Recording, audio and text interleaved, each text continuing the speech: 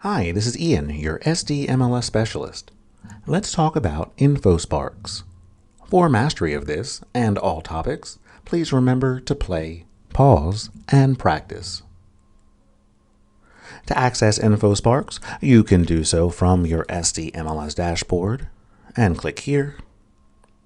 Or if you're already in Paragon, feel free to click on Resources and then come down to 10K InfoSparks. InfoSparks is a housing market research tool that's designed to be easy, fast, and simple. It will contain information for all local real estate, and you can compare, as you see here, up to 4 different geographies at one time. You can filter your search results by many variables. Variables are the price range, price type, year built, seller type, and other items that you see here across the top. We can continue scrolling to see the rest of the variables that are available and currently in use for this search. You can customize the price and square foot ranges, and you can even share these results in print or via email. Believe it or not, you can even use InfoSparks on your mobile device. InfoSparks is fairly simple, but let's start at the top. Notice the main icon here on the top left, and then toward the top right, you will see your basic options. Here in your options, you can update your profile easily just by clicking here. The My Areas section is where stored items from the mapping utility are located, and I'll go into showing you how to create an area a little bit later in this video. The first item I'd like to talk to you about is this section here of this box. This is what's called a tab. Enter your inputs here. A drop-down list displays an alphabetical list of all of the available areas. You can search market area, zip code, community, county, or your own defined area that is drawn in the top right corner under My Areas. In this box, I've chosen to use one of my own areas called My Ideal. My Ideal area encompasses some of 92104 and 92103, so that's why I'm using those 2 zip codes as a comparison. In addition, My Ideal area is in the Metro Central, so I brought that in as well, so we can see the difference between where I would like to live and what the overall average for the area is.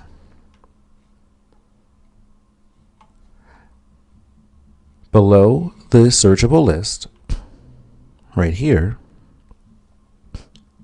are the list of items associated with the community and our set of filter options, including counties, market area, communities, and zip codes.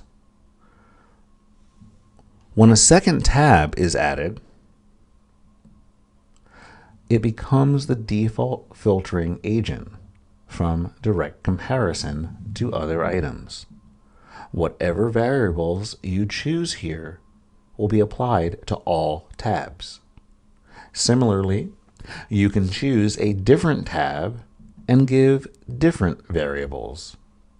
While any item is selected during multi-tab filtering, that item will be the hub of all selected variables.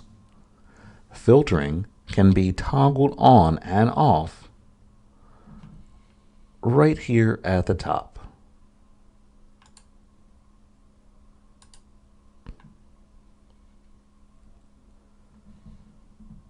So the My Areas option brings you to a mapping interface where you can draw your own areas for a customized statistic. You can use the plus to zoom in, the minus to zoom out. We can even change the view to satellite for a more exact search. Click and drag your mouse to move the location. You can even type a specific location here by entering in an address.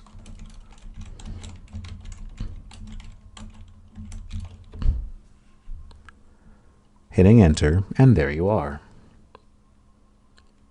When you get your map moved to your desired location, you can then draw your area.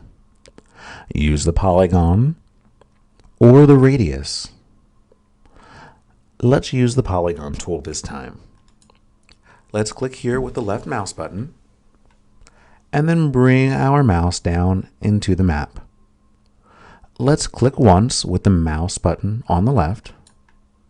Notice that there is now a round red circle. That's our first point. Let's move the mouse in any direction. In this case, I'm going to move it down. Let's click again. Notice another point has come up. Let's continue drawing our line. And let's make our way all the way around by clicking whenever we need to change direction.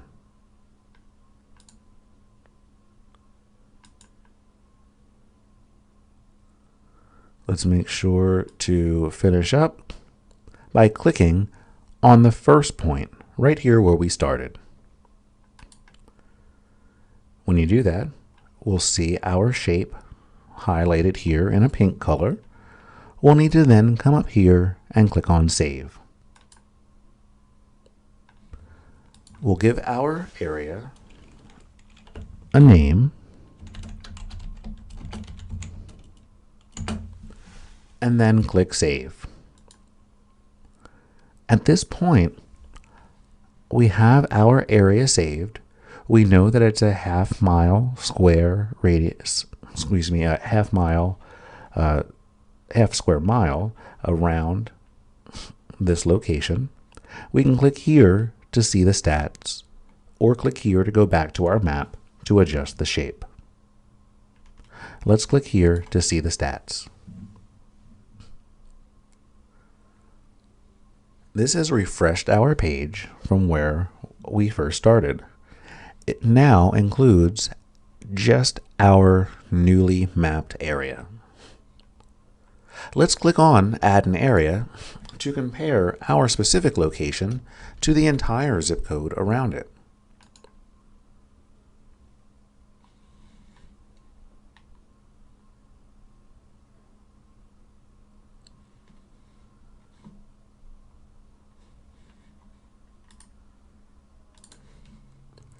All of the variables have a default of all in each category, but unique variables can be chosen.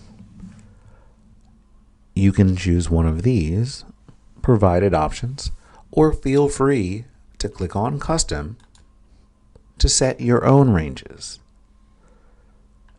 You can choose to click into each box and then modify each section as you'd like them to be. Make sure to click Done when you're finished. Notice the arrows at the top of these sections. These are called breakouts. Select a double-arrowed splitter icon to look at each item in that vertical variable category as a standalone value. Now that this has been broken out, we will see here that each of these sections has been split into a different color. We can see here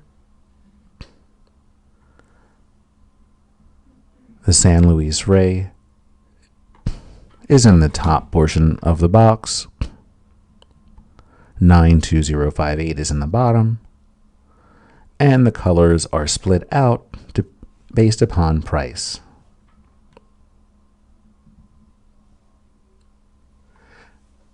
Price ranges adjust for each area based on the sales history. Some home prices are used when filtering by price for metrics with calculations based on sold data.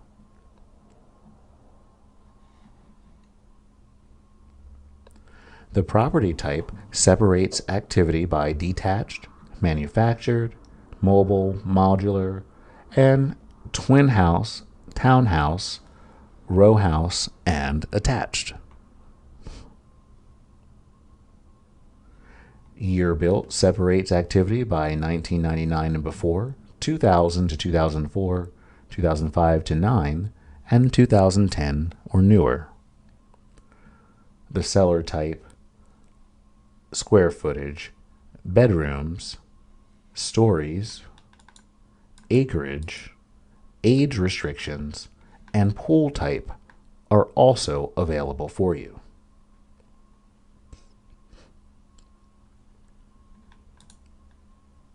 The time calculations are noted here. The default will be 3 years.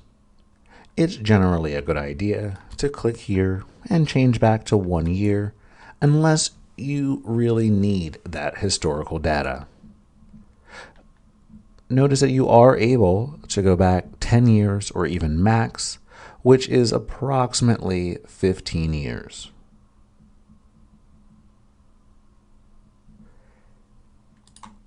Right now we are looking at a line chart. We can change it over to a bar graph if you wish. I think the line graph is a little easier to read, especially when comparing multiple areas. As you move along, you'll notice that each point is 1 month, and that's because we have monthly selected here.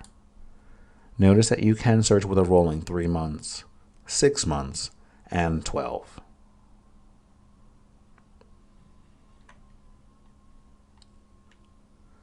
And when it comes to the charts, you have many options. Right now, we're looking at the median sales price, comparing these two areas. If we click here, we can change to the average sales price for these two areas. Just give the system a few moments to calculate.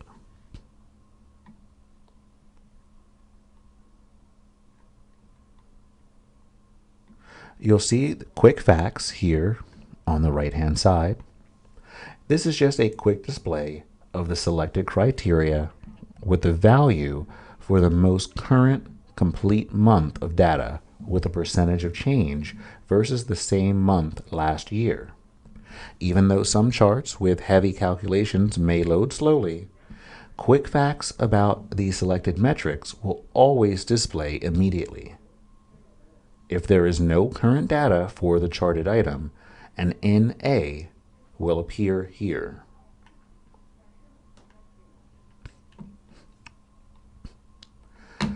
The metrics represent the residential real estate topics that these areas and variables pop against. Some are counts, some are calculations. Some calculations are median, some are just average. In combination, they are the primary descriptors for what makes a market tick. Only one metric can be selected at a time. The sales price. Calculations are based on sold data. Prices do not account for seller concessions. Median represents the point at which half of the homes that sold in a given month were priced higher and half were priced lower. Average is the mean sales price for all closed sales in a given month. The percent of original price. Percentage found when dividing a listing's price by its original list price, then taking the average or median of the sold listings in a given month, not accounting for the seller concessions. Calculations are based on sold data. The market time, the median or average number of days between when a property is listed and when a property is closed in a given month. The active market time. This is the median or average number of days between when a property is listed and when the offer is accepted in a given month. The MOINV forecast. This is the month's supply of inventory forecast. Active lists at the end of a given month divided by the average monthly pending sales for the last 12 months, also known as the absorption rate. Now this is the MOINV forecast. The actual month supply of inventory actual. Active listings at the end of a given month divided by the average monthly closed sales for the last 12 months, also known as the absorption rate. Now, price per square feet is calculated by taking an average or the median of closed sales prices divided by the square footage for each individual listing in the current period. Calculations are based on sold data. Prices do not account for seller concessions. Choosing active listings, the number of properties available for sale in active status at the end of the given month, also known as an inventory. For this metric, the 12-6-3 months calculation is the average of the most recent 12, 6, or 3 months of data. New listings. This is a count of the properties that have been newly listed on the market in a given month. The pending sales. This is just a count of the properties on which contracts have been accepted in a given month. And of course the sold it's the count of actual sales that have sold in a given month. Calculations are based on sold data. Last but not least, we have the dollar volume, the total dollar amount of all sales for the selected criteria. Now, with all of this information available to you, you may want to share that data. The way you would do that would be to, of course, use the share button. Clicking on the share button will provide you the share options. You'll notice in step 1, you have 2 choices, either static or live. I would recommend choosing live.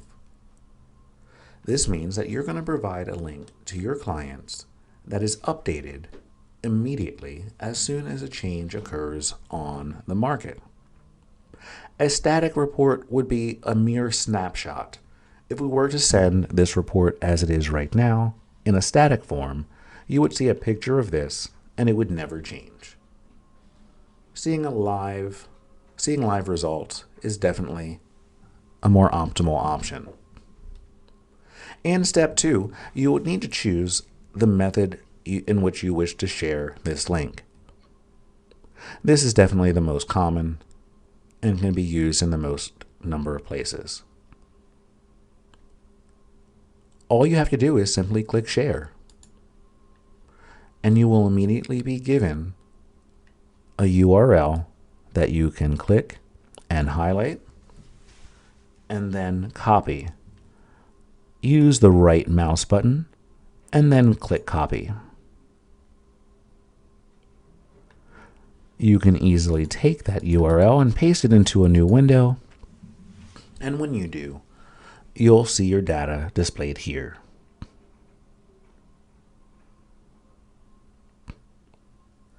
And bear in mind that at the beginning of next month, January will be added here. So if your client clicks on here, after the 2nd or 3rd of January, after the 2nd or 3rd of February, you will see January's information here on the page automatically.